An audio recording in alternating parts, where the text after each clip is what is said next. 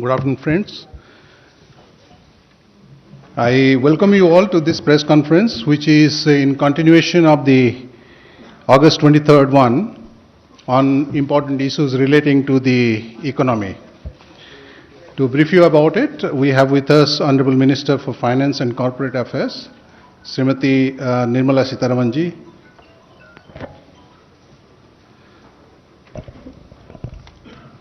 Finance Secretary Sri Rajiv Kumar, Secretary Economic Affairs Sri Atanu Chakravarti, Secretary Revenue Sri Ajay Bhushan Pandey, Secretary Expenditure Sri Girish Chandra Murmu, and Secretary Deepam Sri Anil Kachi. I extend, there is a change, okay. I extend a warm welcome to the honorable dignitaries. Friends, the format will be as it was last time. First, the Finance Minister will make a presentation, and following which we'll take a few questions. Now, may I request the Honorable Minister to give the presentation. Good evening. As was promised, we've come back again to talk to you about some things that we're doing towards making the path clear to reach the $5 trillion economy that has been promised. And in the process, the financial sector and the banks are the topic of today's conversation with you. Before I start on that, I just want to make sure that we are not making the announcements without any follow-up. Since the last announcement, and on those very specific points, how much has developed and what are the kind of things which have happened are the first few slides. So the first few slides don't relate to today's announcement, but more for me to come back to you to say since last Friday, what have we done? So in specific, the several announcements that we've made have already seen, particularly on the interest rate reduction and also for the banks to follow up. You've had quite a few product launches by the public sector banks, and compliance have been issues, the instructions for compliance have all been issued, and on a very transparent way in which we wanted to have the one-time settlements to be done in banks. The checkbox related solutions have all come through. So I just want to be clear that the first few steps that we're talking about are specifically related to the banking sector, but post my last announcements. So 8 PSB banks have launched their repo-linked home vehicle mortgage, cash credit loans and so on. Then instructions, all of which is available in the slide at the back. Instructions have been issued on bringing greater customer ease, time-bound return of loan documents. I did mention to you all last time that within 15 days after the loan has been closed, the documents will be given. And also on the point of tracking loan applications, where particularly the SMEs were at a loss because they didn't know where the application lie, how long is it taking for them to get cleared. The tracking facilitation has already been done. So the loan management systems in each of the banks are giving them the very clear information at what level, what stage their applications are. And the one-time settlement, which I did mention, has already seen instructions have been issued. And then particularly for the NBFCs, the support that we had promised, which includes housing finance corporations also, the partial credit guarantee schemes have all been executed. So sanction has begun with 3,300 crore already given, and about 30,000 crores are in the pipeline. So they're getting them, the liquidity is reaching them, they're settling matters through the NBFCs and in particular for the housing finance corporations. The co-origination is something about which we spoke last time. We said the synergy between the NBFCs, which have the spread and reach, and the public sector banks which are sitting with the liquidity, because of the co-origination, they should be able to reach out much more. So I can very clearly today claim, post my last Friday's announcement, 4 NBFCs have already found their solutions through the public sector banks, reaching out to them to give the liquidity that they so desire. And more on the pipeline. We'll be talking about it sooner. One thing about the Indian economy, I'd like to give a broad picture, is today as we stand, on the 2.6 trillion economy that we are, of which 1.9 trillion is actually the credit in the economy. So approximately about 72%. That shows it as approximate, right? From a distance it looks like negative, it's not. 72% of GDP is the credit availability. So the measures that we are going to announce today, we think are important so that the credit in the economy also grows commensurate with the desire that we have to reach a $5 trillion economy, and that is why the credit enhancement is what we are talking about, not specific amount which is the destination. Next one. I also want to very clearly place this whole presentation of today in context. We are very clear that we need to lay a very strong foundation for the financial sector, in which not just strengthening the banks with equity inclusion, but also making sure that we give them a complete good governance module. And that is where we have started. And I want to be very clear to say that we are not starting it today. In fact, in the last several years, we have made sure that several banking-related reforms have been undertaken. I'll just give a very quick rundown on the various steps, which you probably are already familiar with, but I want to bring it to the backdrop of this discussion for today. So, no interference in commercial decisions making, as opposed to the phone banking which existed prior to 2014. Then 3.38 lakh shell companies have all been closed, they are struck off the register. And then NAFRA, the regulator, has been set up with independent regulatory members in it. The auditors are independent too. And then the resolutions are all happening for stressed assets very clearly through the IBC. So if those are the ways in which we are moving, you can see further some of the reforms which were taken up earlier. Release only after ensuring loan conditions and clearances are all being followed now. Consortiums of banks which can get together in funding a particular project, which ran to 30 or 31 earlier, are now only limited to 7 to 9 banks at best. However big the project may be, not more than 7 to 9 banks in the consortium. Then techno-economic evaluation cells are being created in the banks so that there are no inadequacies found. Then technology analysts used for robust risk assessments are being made, and also to bring in due diligence in banks. So those are committees which we've appointed. And then the early warning signal reading is a very important step that we've taken. Specialized agencies have been set up who are monitoring every loan which is over 250 crores. Further, quickly going through the reforms that we've taken, cash flows were not ring-fenced earlier. Very clearly now they're very ring-fenced, so you know that you're not going to get into an unknown sudden situation which develops. Then banks were overexposed to corporate loans. Now there is a good asset mix.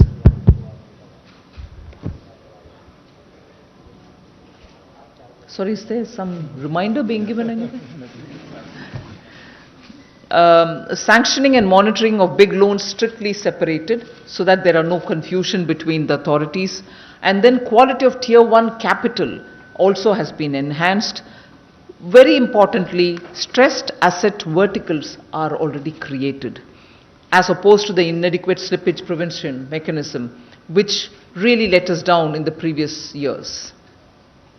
Going over quickly again, Fugitive Economic Offenders Act has been passed, as a result of which many of those fugitives and their assets have been, at least their assets have been confiscated, and having confiscated their assets, we are after them wherever they are to get them back into this country to face the law of the land. Then PSB loans, which is within 59 minutes, you're very aware, now we are bringing in a lot more energy into that. So most of the loans sooner will be going through in principle approval in this manner and then getting followed up further. Then foreign branches are rationalized. Adherence to risk-based pricing is also happening, as opposed to the ad hoc pricing mechanism which existed earlier. Then retail and MSME LMS are also implemented. LMS meaning loan management systems are implemented. Quickly again, to avoid further Nirav Modi kind of situation, SWIFT messages are linked to the CBS, the core banking system. IT-based centralized processing centers and verticals are also started. Then MSME bills discounting because of being on threads is introduced. Even the last Friday, I gave one more step further on that, linking that with the GSTN also, so that nowhere will bill discounting for the MSMEs will become a problem. So with all these linkages, they should be able to discount it with greater sense of ease. Then selection at arm's length through bank board bureau. So no selections are going to be politically interfered with, it will happen professionally. Then the MDs of banks selection from market for large PSBs and wider pool of other PSBs. So you're not limiting the choice of who can be running the bank as a managing director. From a limited pool of people, you're opening it up for the market. Whoever wishes to come to that position will now be able to give their services because they have the domain expertise. The non-executive chairman is being introduced. Earlier, only the State Bank of India had it. Now all banks shall have it. So from all this, what is the gain that we've seen, and what is it that we can put on record? We just want to show that loan recovery record levels have been reached. If in financial year 18, 77,000 odd amount was collected, 77,000 crores, now it's crossed 1,21,000 crores. That's about record recovery levels. Then the gross NPAs, I want particular attention to be drawn of the media for this. Gross NPAs have come down. So in December 2018, if you had 8.65 lakh crores, now the asset quality has improved, NPAs have come down, and the level at which they are today is only 7.90 lakh crores. The next is the provisional coverage ratio.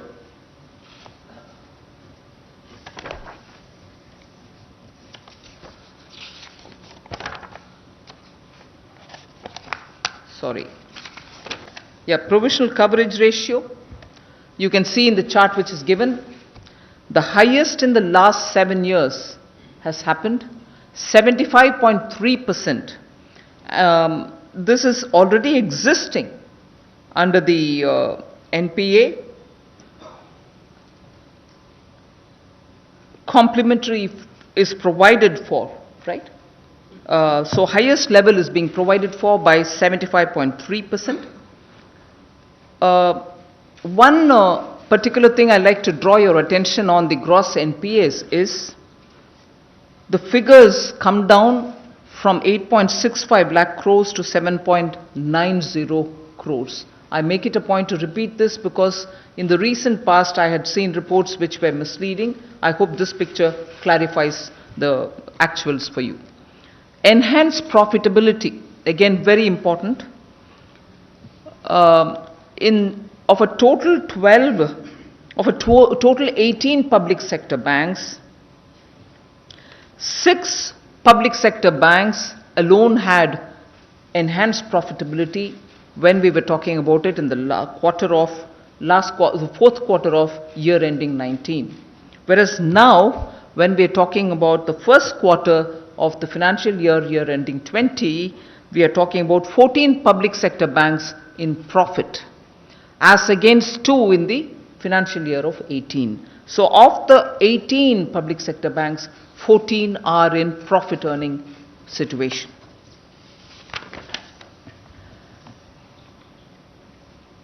I also want to report on what has happened and what has developed post the consolidation of Bank of Baroda, Vijaya Bank and Dena Bank together.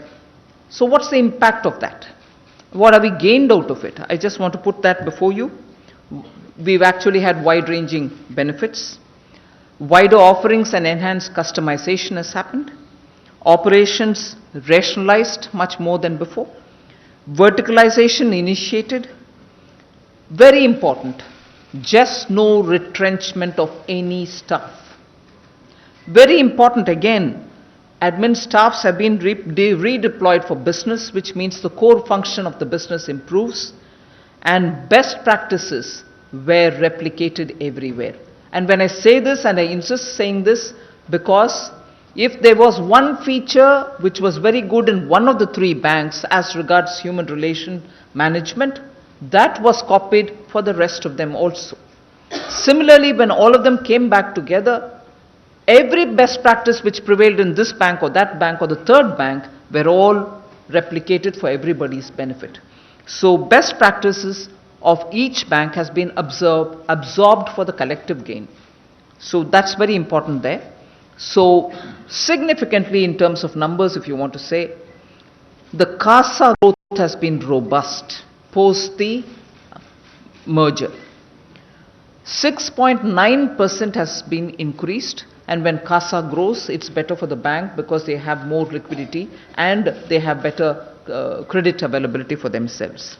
So the amount in crores is given there, 2,87,000 crores in June 2019. So this consolidation of Bank of Baroda, Vijaya Bank and Dena Bank actually has resulted in good outcomes. The next is strong retail loan growth. 20.5% increase in retail loan. Between 2018 June till June 19, there is a 20.5% growth. Today, the retail loan growth is 1,12,000 crores. And that is a significant increase from where it was earlier for the scheduled commercial banks. Moving over to the next one, the profitability has enhanced. Now, in quarter 4 of 19, year ending 19, they were in the negative of 7,113. Today, they moved positive. They are at plus 710 in the first quarter end of this financial year. So profitability has also enhanced. What has happened in terms of the potential which got unlocked? As a result of the merger, there's a very clear indication that they're poised for rapid growth and they can raise greater things in the market, and high profit trajectory can be seen whether it is loan growth, whether it is CASA growth, or whether it is in the profitability. End of the day, what is the market thinking about it?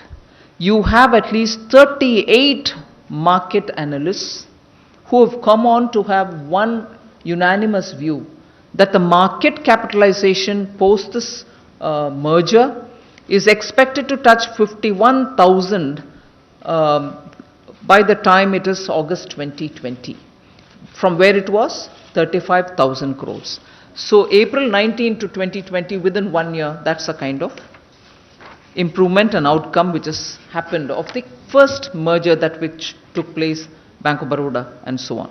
So having done 2 rounds of consolidation, along with sustained thrust on recognition, recapitalization, resolution, process reform and so on, what is it that we want to do for the next? I've already said the target is $5 trillion economy that we want to reach, a robust banking system that we want, and for which the steps that we want to take is what we want to reveal today before you. So we are trying to build the next gen banks.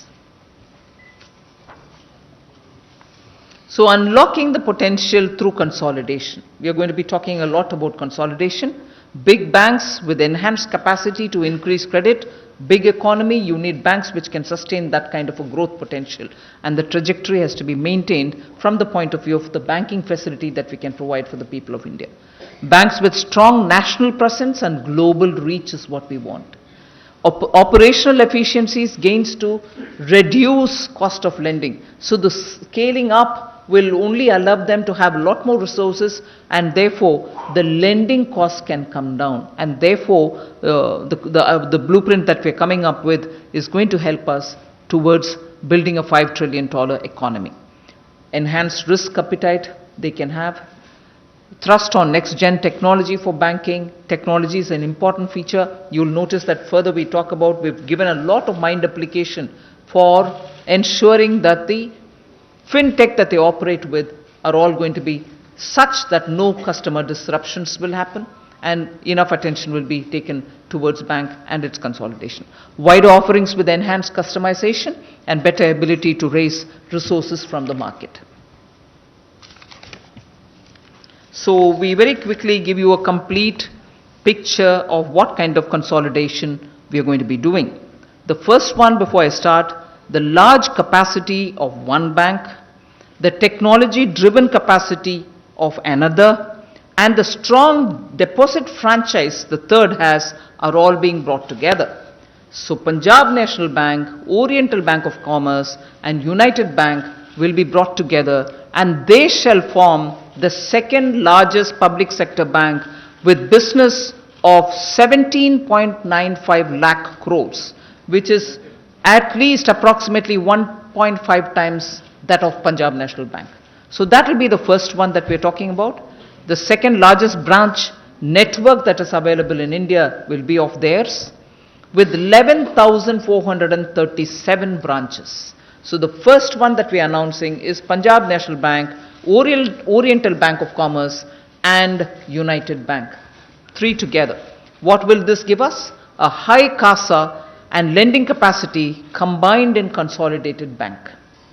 Large cost reduction potential due to network overlaps.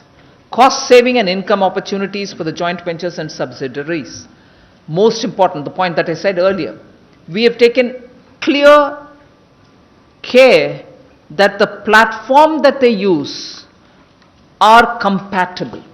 In merging or in bringing together the three banks that we brought down here, we made sure that the technology which is used in this Bank 1, Bank 2 and Bank 3 are compatible, and all the three banks can enable a quick realization of gains without customer disruption, without any disruption to the service that they have to lend.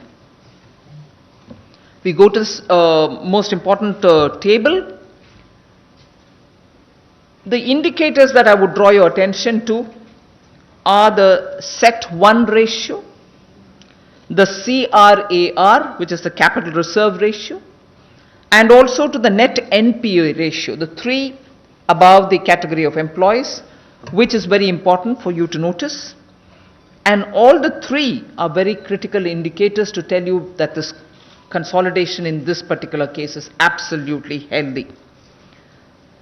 And we've kept all the Basel norms, RBI's guidelines and the Basel norms in mind, even as we have put these numbers together for you. If you have any questions, we'll be able to answer it later. I don't want to labor on each one of them, but I want to completely give you the confidence that we've applied our mind on the Reserve Bank of India guidelines and also on the Basel norms, which will have to tell us what these numbers ideally should be. We've kept that in mind. I can go further to explain that a bit later. Should we now move to the second? The second which we are consolidating are both banks coming from the south.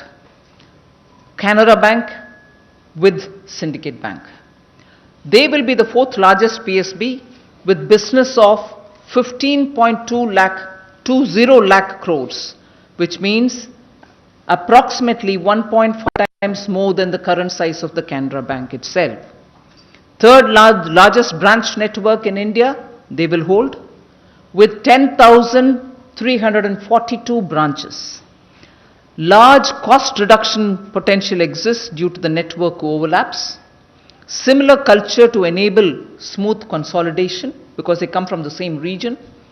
Cost saving and income opportunities for JVs and subsidiaries, and therefore immediate, without disruption, continuation of service for all customers. Again, mind application on the point that they both come under similar compatible financial technology that they use. So both are able to quickly realize the gains.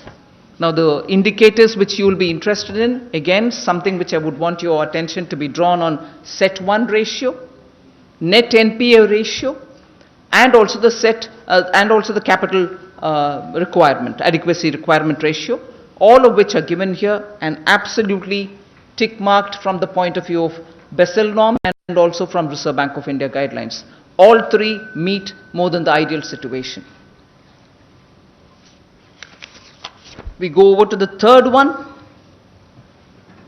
Union Bank of India with Andhra Bank and Corporation Bank.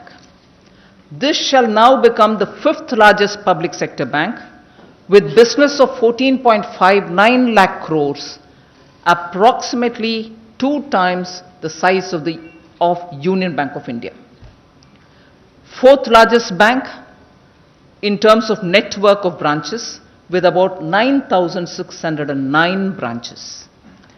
And their business will now become twice to about 4.5 times existing bank business. Large cost reduction is possible because of, again, network overlaps, which we can rationalize, cost saving and income opportunities for JVs and subsidiaries again. Again, consideration was given for the kind of technologies that they use, are they compatible and so on. Yes, all the three and their technologies are absolutely compatible, and therefore we don't see any disruption in terms of client services. Indicators, the three which I constantly refer to, CET1 ratio, the capital adequacy ratio, and also the net NPA ratio. In this case, of the three, definitely 2 are more than the ideal. The third one, which is closer to the ideal, will get closer once the consolidation happens, and we shall give special attention even to that. So that explains the third that we've done. Fourth one is important. Indian Bank with Allahabad Bank. This will become the 7th largest public sector bank with business of about 8.08 lakh crores, which is approximately 1.9 times Indian Bank's size. Nationwide presence with strong networks both in the south and in the north and also in the east. So you get a wonderful coverage of all the three areas. Doubling of business size. Major scaling up of reach due to complementary networks. High CASA and lending capacity in consolidated bank. Again, the same CBS platforms between the two, and therefore we expect to have a quick realization of the gains after consolidation.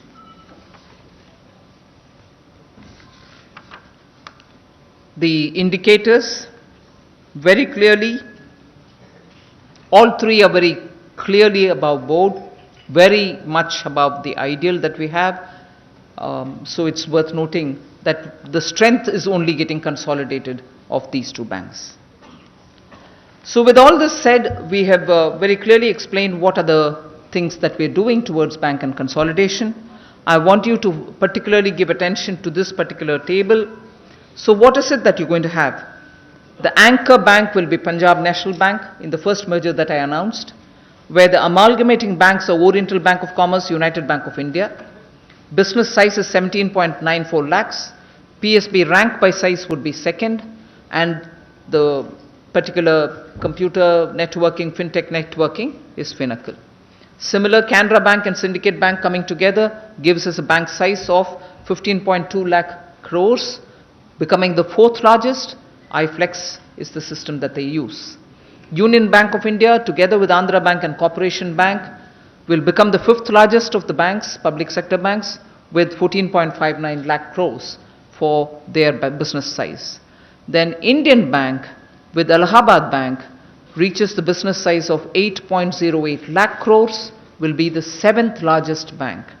So we had already talked about SBI amalgamated earlier, Bank of Baroda amalgamated earlier. So the consolidated PSBs for strong national presence and global reach, one of the objectives with which we went about this consolidation plan. So 82% of all PSB business will be with these banks. 56% of all commercial bank business will be with them. We shall continue with 2 banks which will have national presence. And they are Bank of India with 9.3 lakh crores of business size. Central Bank of India 4.68 lakh crores will continue as Central Bank of India. So 2 of those banks continue to be with national presence, and they continue to flourish in those. With all our support, we'll extend everything else. To strengthen the regional presence, some of these banks continue to have their dominance in regional areas and they shall continue to be where they are. Indian Overseas Bank will continue their presence largely in South with 3.75 lakh crores.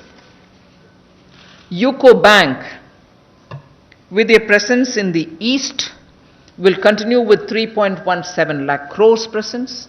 Bank of Maharashtra in the West will continue as it is with 2.34 lakh crores as their business, and Punjab and Sindh Bank in the north, particularly in Punjab area, will continue with 1.71 lakh crores as their presence is very solid.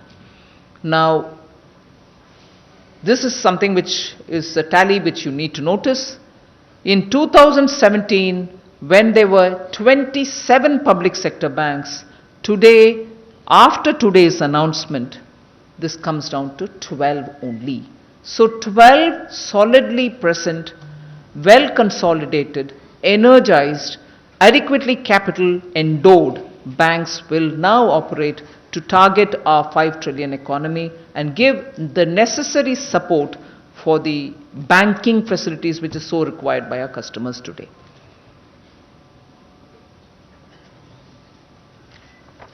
All right, now have we just thought of these consolidation without giving the necessary energy to the banks? Governance reforms is what all of us have been talking about for quite a long time. Did we do anything on it? Are we doing in trickles? Here I'm happy to tell you that we've taken adequate care to consult and take everybody on board much before we are coming out with the announcement on governance reforms in banks. These, I think, as much important as the consolidation announcement itself are, today the governance reforms that we are announcing now before you are of great significance to make these banks run professionally. And therefore, I draw your attention to the various governance reforms that we are announcing along with this consolidation. To make management accountable to board committee of nationalized banks to apprise performance of GM, general manager and above, inclusive of MD, will happen. So now it won't be just one person deciding on the appraisal of top officials, it shall be management which shall take these appraisals forward. So it won't be left to the hand of one person. And to make span of control manageable in large PSBs, post-consolidation, that is post today's announcement, boards will be given flexibility to introduce CGM level as per business needs. So we shall allow them to form or take a call on introducing a CGM in their respective banks. And also to recruit, this is very important.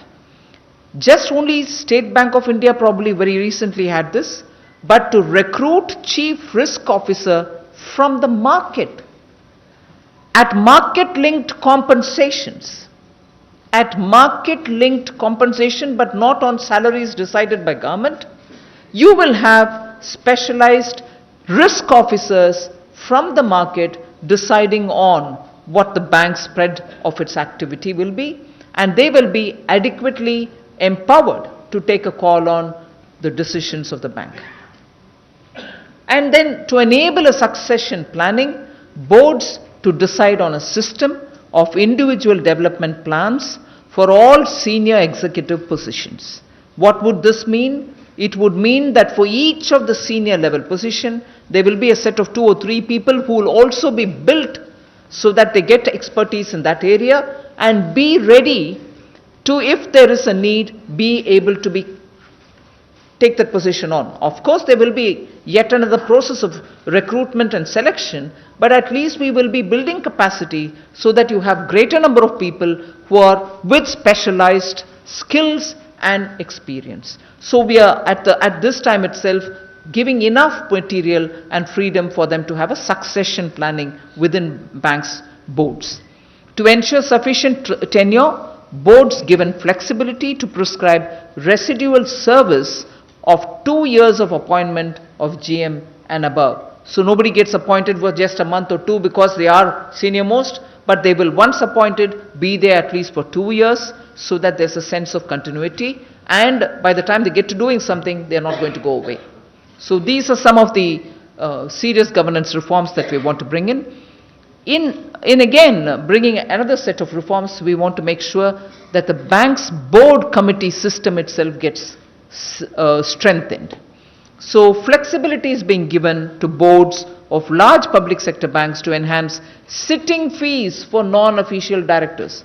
They were being paid pittance. So many of these people did not even have an interest being in bank boards as official, non-official directors. Now the boards will be given the flexibility to get the best in the field and give them the pay that they need for sittings. For better board committee functioning, boards given mandate to reduce or to rationalize board committees. In some cases there are very many, in some there aren't as many.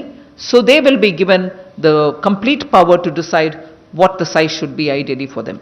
And for risk management committee, we are giving the mandate to fix accountability, which is what is the main problem.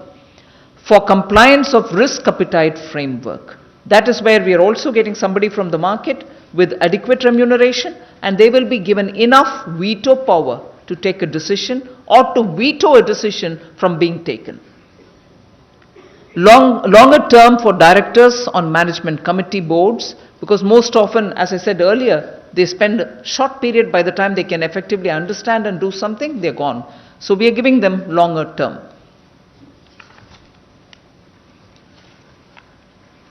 The last point there about the strengthening of the board system, board committee system, is the management committee of the board loan sanction thresholds have been enhanced by up to 100%. So if they had an X amount this time, they would be having 2X, to enable focused attention to higher value loan proposals. So this gives them the additional strength and power to go ahead with higher value loans. So further on the governance reforms, non-official directors' effectiveness is something which all of us have been questioning, discussing. We're trying to bring in some strength there. So the non-official directors' functions will have to be now comparable, analogous to the independent directors. So that's something which is happening now. Boards are given mandate for training of directors, both for the induction and for specialized purposes. Boards are given mandate again to evaluate the NOD, non-official directors' performance annually on a peer review basis. Thorough professionalization is what we are aiming at by doing these. The next is about leadership development in banks. Executive directors' strength in larger banks are raised to 4 for better functioning, focus, and also thrust on technology. Particularly on technology, we would ensure that there is an executive director who completely focuses on that, because the cyber security risks which banks face is also something which leadership should be consciously seized of. Creation of leadership pipeline under the BBB, the Bank Bureau Leadership Development Program, is also being introduced.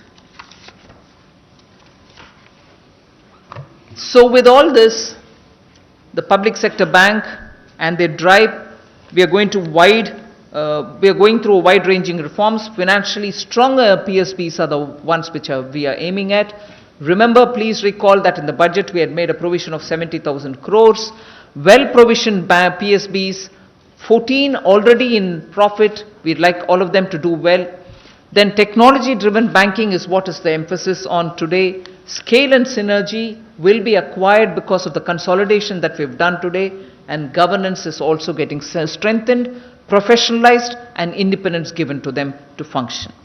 Now, if all this is what we have, of the 70,000 crores that we've given, I want a certainty out there for the consolidation. Have we just done the consolidation and left them free? No. We are giving them enough capital reserves with which they can be confidently functioning without worrying. And I underline here, even as we announce all the consolidation, we have given enough instructions for the banks at the branch level to be sure that that which we had announced last Friday, in terms of liquidity, in terms of working with NBFCs, in terms of making sure that the credit availability in the market, all this will not suffer. On the contrary, we would want at the branch level enough dedicated staff to attend to that, and not entirely all the staff to be looking after the consolidation program itself.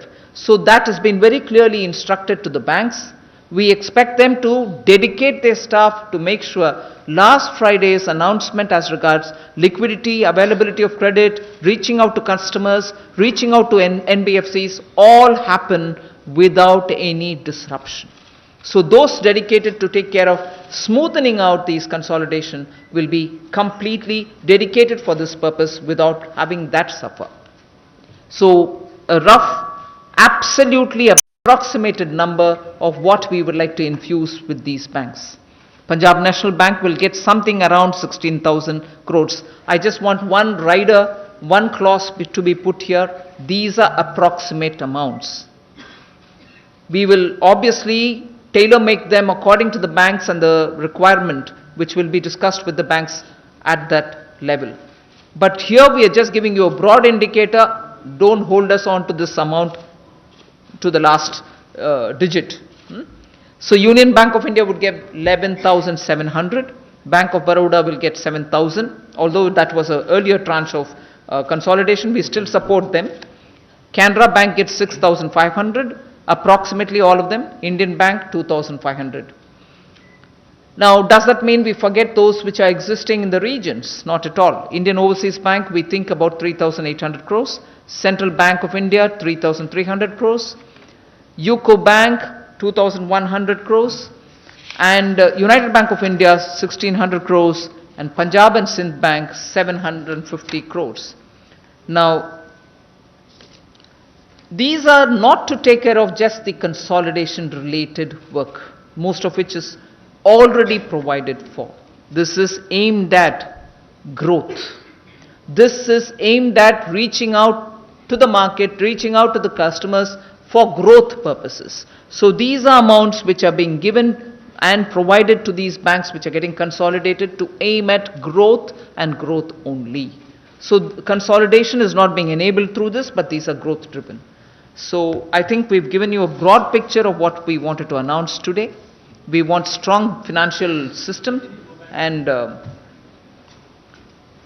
I suppose now I'll leave it to you all to. Yes, so we'll take a few questions now. Just 1 minute. Let him coordinate. Just. Let him coordinate. 1 minute. Just wait. We'll come to you one by one. Okay, you can. Baroda. Yes, Yes, that's what I said. Even though it is already merged, this is growth के लिए देने वाले पैसा है.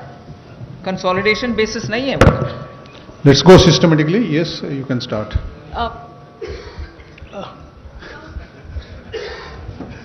You'll be compensated. Yeah, okay, fine. No problem. We are from the same organization. Sapna Das from CNBC TV 18, ma'am. Quite a huge announcement. You have put forward 4 major, how do we say it, arrangements for the merger process to go forward. PSB number will now be at 12. Also, you have announced a recapitalization, majorly also for those banks which are the acquiring banks as well as for the other banks, regulatory capital and growth, both of that. Just want to understand, ma'am, at this stage, just to understand the logic, it was very important to take the consolidation road forward at this stage, ma'am, and in this way, one. Second, we have also kept aside some money from the recap amount for the rest of the financial year. Could you share something with us on that? And last, ma'am, 4 banks are still under the PCA framework. They are largely untouched and they'll continue to, work, function. Anything on that anybody has in mind at this point in time? As regards the timing you asked, this is exactly the right time because as the FM mentioned, this is to enable them to support the 5 trillion economy. And as the FM has clarified, this is not going to cause any disruption because you can draw the experience from the Bank of Baroda, which in the very initial slides we showed you as to how their business has grown, as to how their profit has grown, and it has benefited the customers of the Dena Bank, Vijaya Bank, and also the employees of everybody.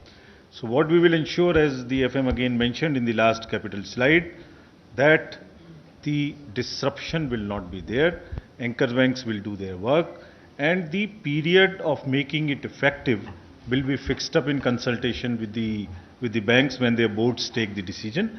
The alternate mechanism has decided that banks, we request the banks to take a decision in their boards, come back to us and say what kind of proposals they send and what is the date for effective date we fix. And as you recall, in the Bank of Baroda, we fixed the date from 1st of April 2019 so that disruption is not there, credit growth takes place, and whatever announcements were made last week, today or in future, banks are fully aligned to complete this. So absolutely no disruption.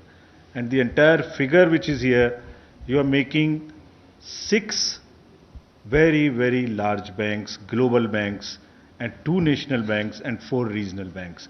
So the energy also will get dissipated through this differential roles which they have.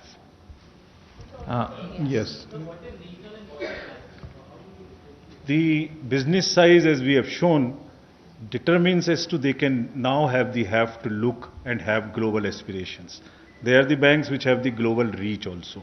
So this is what they will look for. They will go to the market. They will work now from the position of strength. Because so much has happened, you have seen in the initial slides, recoveries, NPAs, provisionings, profit, 14 of them are in profit. So they are now poised to take a leap forward from the position of strength and support the 5 trillion economy. The regional banks, and she also asked about the PCA banks. We are not calling them, just 1 minute. Yeah, we are not calling them regional. We are only saying the concentration of that bank is in the region, in one particular region. That's not because of a design. They are there. We are saying that is how we are representing. We are not giving them a title of a regional bank. Their presence is already there. They continue to do what they want to do. They continue to function as they are functioning. They also, as we said, the initial differentiated banking, they also look at their niche. They also look their customer connect. They also look their culture. And they are allowed to grow fully into the regions, and wherever they are working, they have the pan-India reach also, they will be allowed to work. Ma'am, Timsi Jaipuria, There is no restructuring. Ma'am.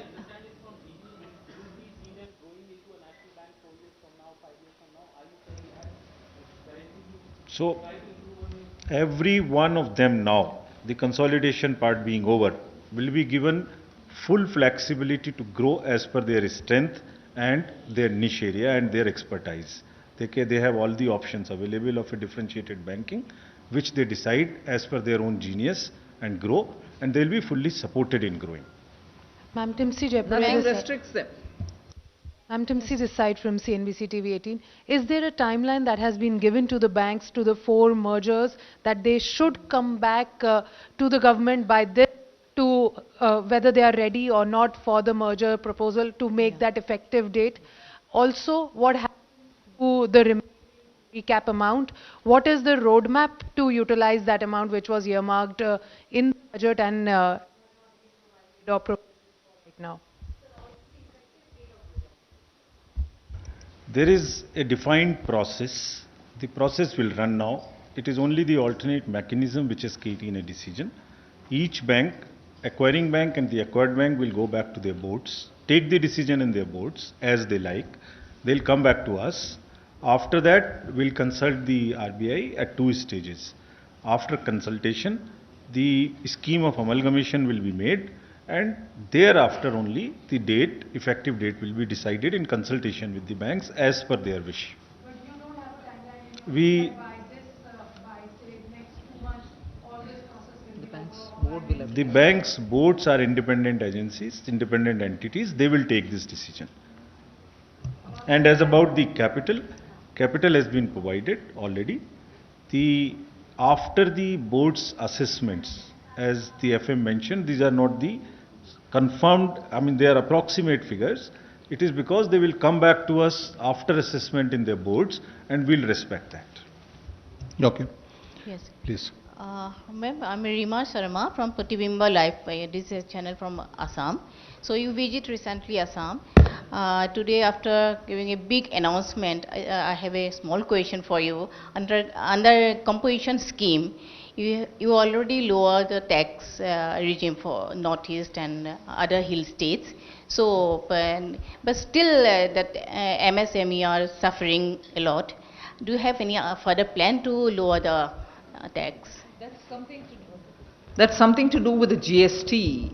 It'll be the council which takes the call on it. I was in Guwahati yesterday. I've heard a lot of inputs on that. We'll work on it.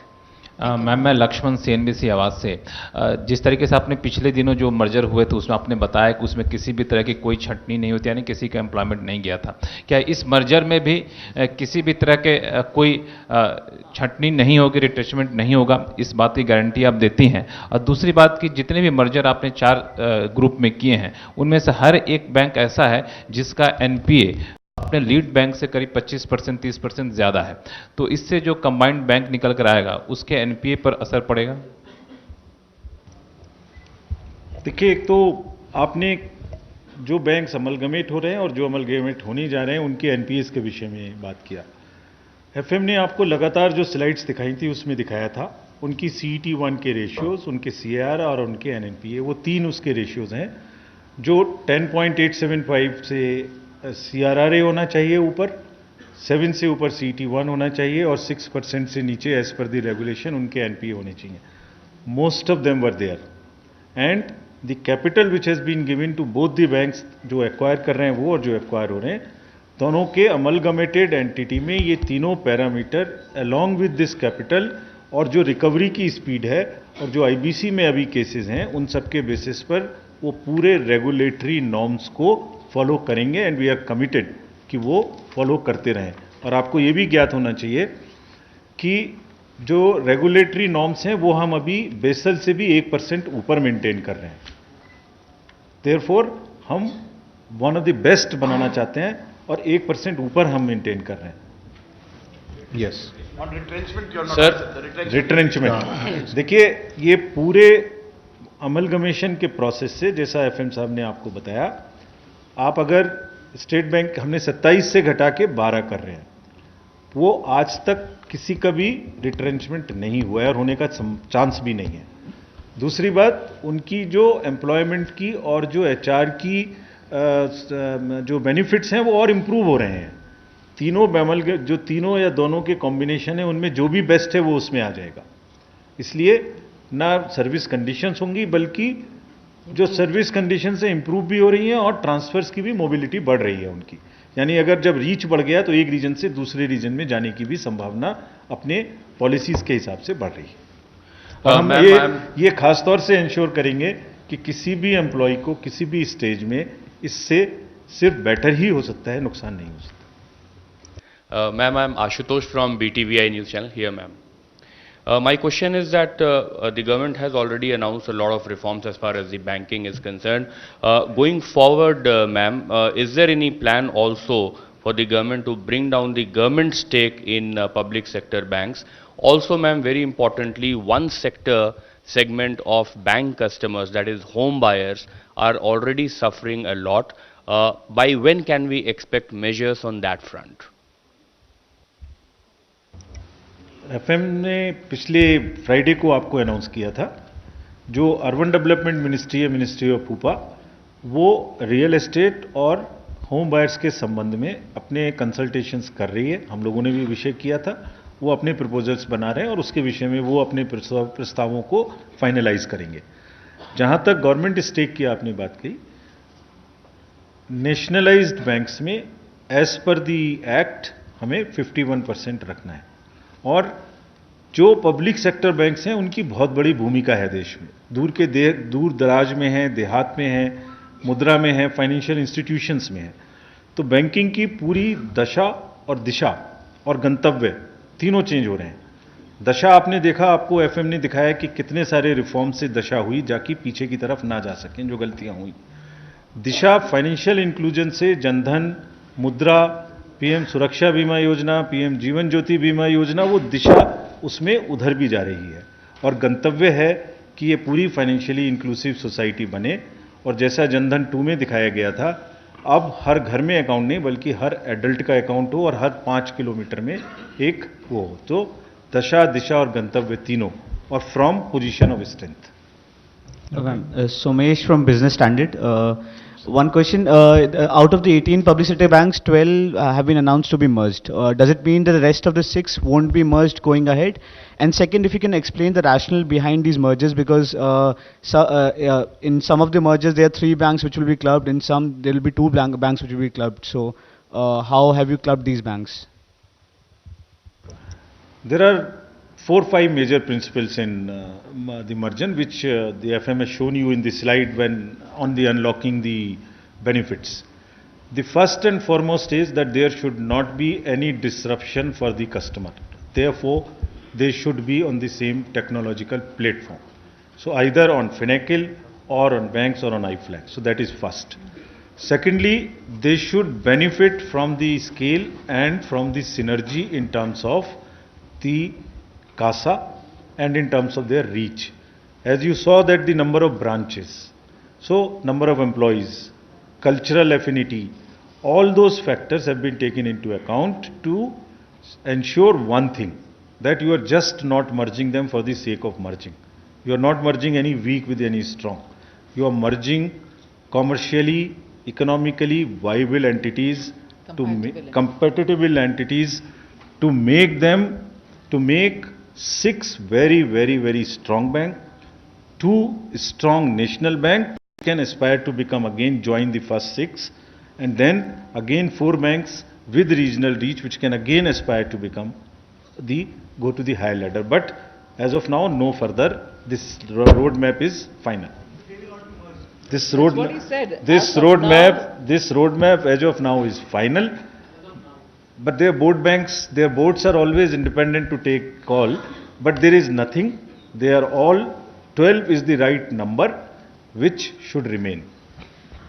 Ma'am, this is Ruchi Bhatia from ET now. A lot of people are asking, ma'am, that is it really a goodbye to market-oriented reforms, given the fact that it is the government that is really pushing these mergers? Ideally, it should be the bank board who should be taking this decision as to which are the boards that, which are the banks that they should be merging in. This is a good question. You can ask our banker colleagues who are here today. We have been having discussions with them, and they're all, you can ask them better, but it is a consultative process. We have been doing it for a good 6 months, and all stakeholders have been consulted, and principles are such, as I explained just now, that it makes the best sense to merge these entities to have scale, size and heft to reach to support the growth of the 5 trillion economy. Because as the economy grows, the credit expansion has to take place, and this is the right time to make them solid to support that for next 4 years till the 5 trillion is achieved. Ma'am, Mr. Ujjwal Narayan from Newsrise. Just wanted to know, because when the discussion on big banks or amalgamation of banks started, there was one philosophy that we need big size global bank. But right now, and I want to clear, it's not a criticism, only I am asking for a clarification, that in this amalgamated structure, we are not finding something like big global bank, or we are looking for such a global bank in future. So the philosophy, what is the philosophy, apart from reducing the number, what is the philosophy behind these amalgamations? So you are suggesting that a 4 lakh crore business bank was more likely to reach global than the 18 lakh crores. So this is 18 lakh crore, 15 lakh crore, and all of them are by and large above, except the Indian and Elaban that above 10 lakh crores. So that is from there you have to take it. You can't merge 10 together to make it 50 lakh, and State Bank is there which is 52 lakh.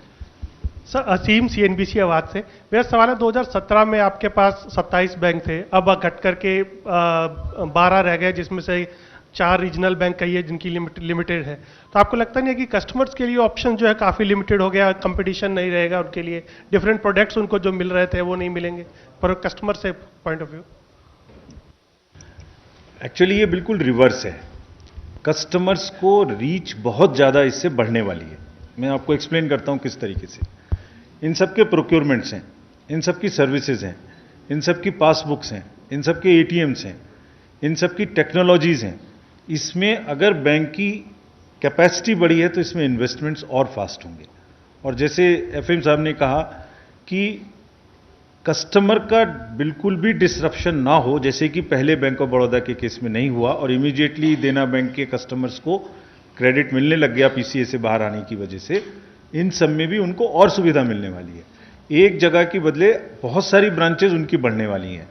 ये मेरा bank बड़ा bank, this is what is for the customer. जी नहीं, 12 हैं और 4, ये 4 अपनी regional नहीं है, ये 4 भी सब जगह में है। ये भी अपने एस्पिरेशंस को और ऊपर लेके जाएंगे अब। Okay. Ma'am, I'm Nikunj. Ma'am, this is Aishwarya Paliwal here from India Today. Ma'am, the RBI in its annual report said that the banking frauds have increased by 15% in the year 2018-19. So going forward, would you be looking at somehow curbing these frauds? Also, ma'am, the opposition now took a dig at it. Priyanka Vadra, to be precise, tweeted about this, saying that, so much fraud has happened under the government's nose. Any comments, ma'am? I'm not inclined to comment on particularly the remarks which come from Congress party.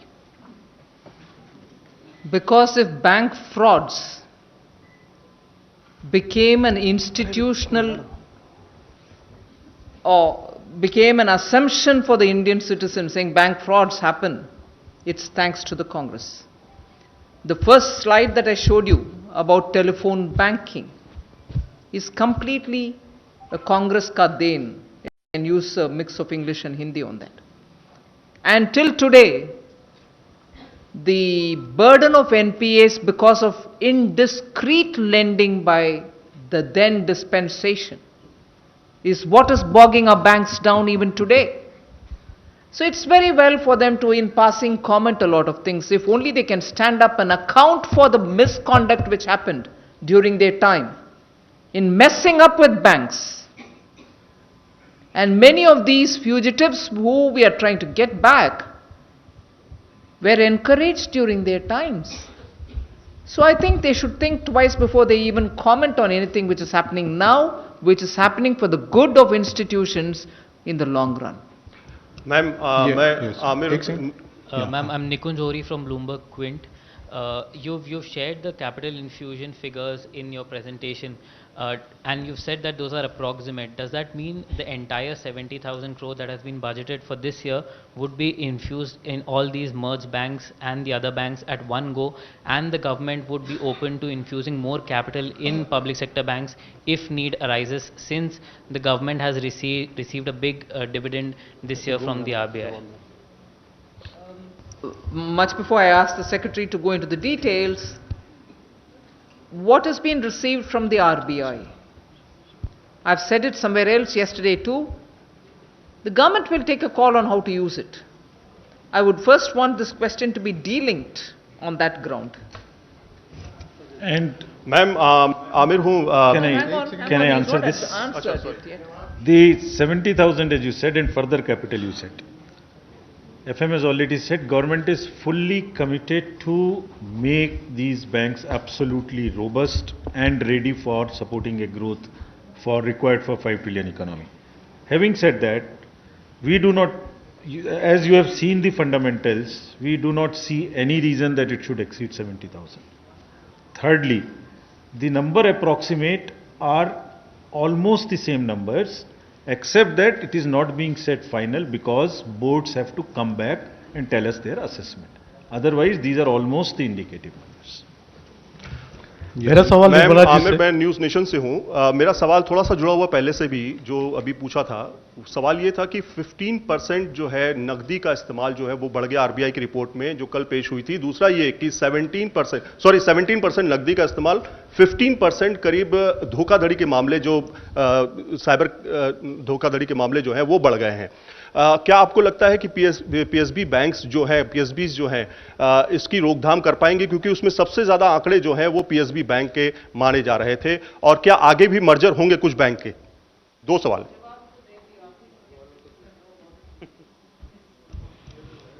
Yes. Madam मेरा सवाल आपसे एक अच्छा देखिए, धोखाधड़ी के जो मामले आप रिपोर्ट में पढ़ रहे हैं, वो ईयर ऑफ रिपोर्टिंग पर है, नॉट ईयर ऑफ अकरेंस पर है।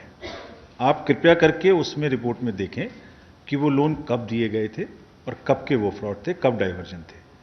ये जैसे अभी पुरानी स्लाइड्स में आपको दिखाया, जब एक स्पेशलाइज्ड एजेंसी सबके ऊपर में देखने के लिए लगाएंगे, तो अगर वो एनपीए होने लायक है तो एनपीए किए गए, रिकॉग्नाइज करने के लिए किए गए और उसके बाद घटने शुरू किए गए। तो ये वो रिपोर्टिंग्स हैं जो पहले हो जानी चाहिए थी और अब हो रही हैं। तो इसमें हमें कोई दिक्कत नहीं है, सरकार का ही निर्णय है कि आप अगर कहीं धोखा हुआ है तो उसको रिपोर्ट करिए, अगर वो बढ़ता है तो भी ठीक है, क्योंकि रिपोर्टिंग तो उस चीज़ की जो खराब थी वो होनी चाहिए। हाँ, आप ये पूछ सकते हैं कि अगर अभी लोन खराब हुए हैं तो वो बताइए इसमें कोई है क्या, वो देख के बताइए, नहीं है। जो लैंडिंग अब हो रही है, इतने सारे जो आपको रीजन्स गिनाए गए, उसकी वजह से वो रोबस्ट लैंडिंग है। उसमें अगर फ्रॉड है तो ये समस्या आती है। अदरवाइज जो पुराने जिस कारण से भी हुए, उनको अगर ठीक करना है तो उनकी रिपोर्टिंग होगी। और मेरे जहां दो तक सवाल आप, दो सवाल जहां हैं तक निर्मला आप जी नकदी, आपने नकदी का भी प्रश्न पूछा, वो नकदी जो नॉमिनल ग्रोथ रेट है उससे कम है। आपको जीडीपी में जो ग्रोथ है उसके हिसाब से महंगानी पड़ेगी। अगर in percentage of circulation it is less. मेरे निर्मला जी आपसे दो सवाल हैं। पहला सवाल, कल प्रधानमंत्री जी ने फिट इंडिया प्रोग्राम लॉन्च किया और कांग्रेस ने कहा unfit economy unfit government.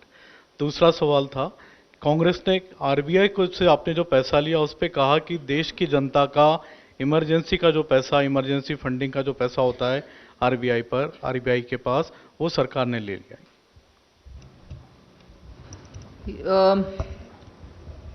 Again, Congress commenting on fit economy. When they were in power for 10 years between 2004 and 14, double-digit inflation was the feature. Food inflation was skyrocketing. They didn't even pretend controlling inflation. And even more, every endowment, whether it was space-based, coal-based, under-the-earth mineral-based, every scandal, the economy of their party and their individuals improved, not देश की economy.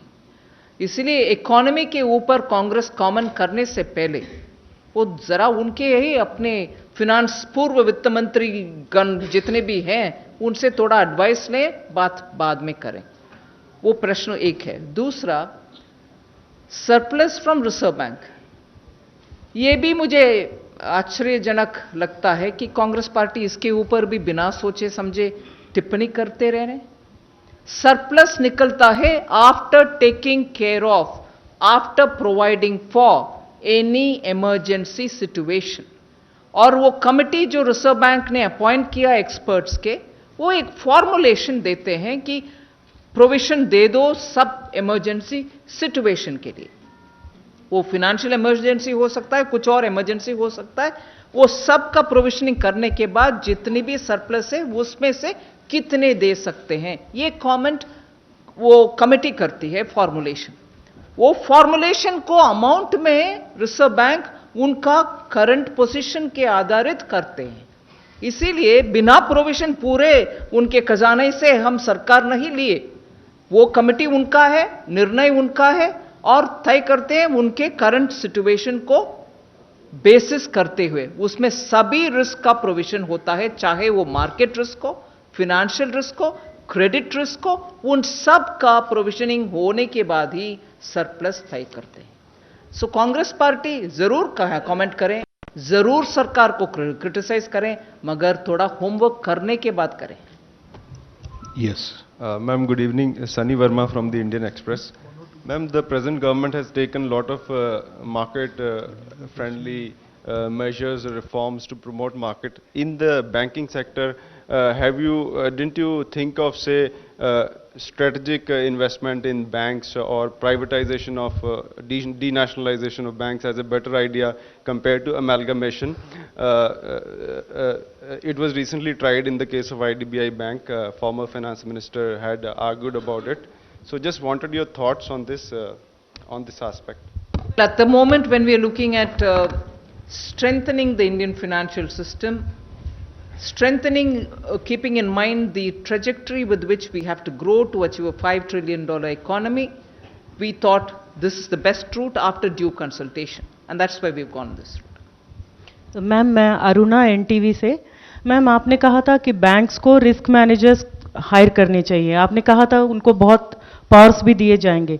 क्या ये risk managers influence नहीं हो सकते? तो इनके ऊपर चेक्स एंड बैलेंसेस क्या होंगे? द चीफ रिस्क ऑफिसर एक बहुत ही इंपॉर्टेंट फंक्शनिंग है बैंक में, जैसे जो लोन के बारे में निर्णय ले रहे हैं और एक इंडिपेंडेंटली आर्म्स लेंथ उसमें क्या रिस्क है वो देख रहे हैं।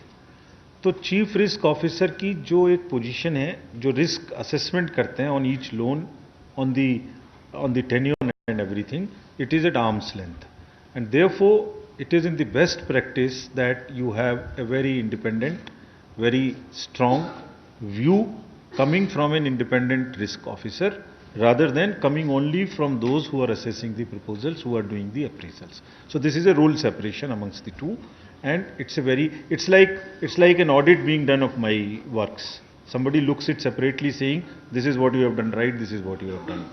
That's the kind of chief risk officer whom we have enabled the boards to appoint from the market also, and they will report to the board, in any case to the MD. One last question. Madam, this is Manoj from Economy India. My question is, exactly after 50 years of bank nationalization, you took this decision of amalgamation, bank consolidation. Would you assure that this decision will keep the prime objective of banking sector, what it was laid upon during 1969, and that will remain same? And second, most of the program of this NDA government is relying upon the performance of banks. So do you feel this amalgamation process will provide a better stimulus in implementing all your programs?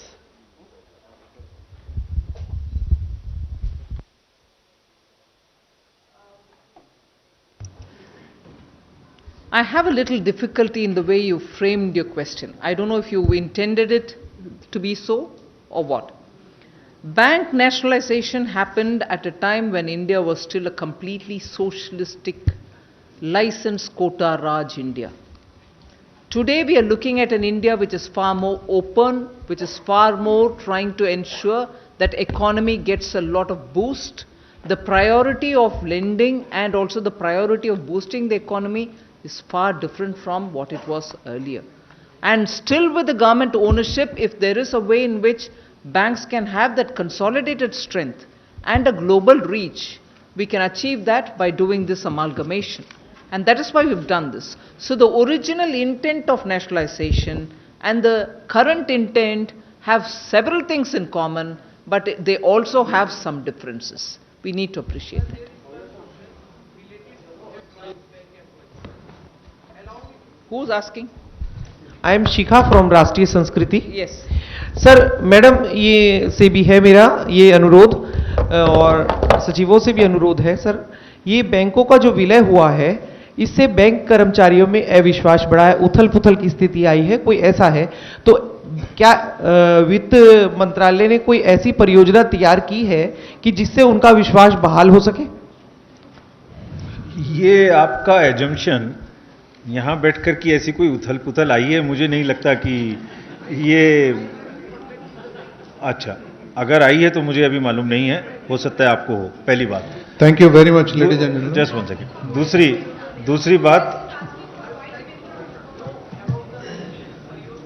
दूसरी बात जो आपको पहले भी स्पष्ट किया था, जो 3 बैंकों का मर्जर हुआ उसमें ऐसी कोई चीज नहीं आई, और इस बार हमने इसलिए खास तौर से ये निर्णय लिया है, हाँ वो उनको इच्छा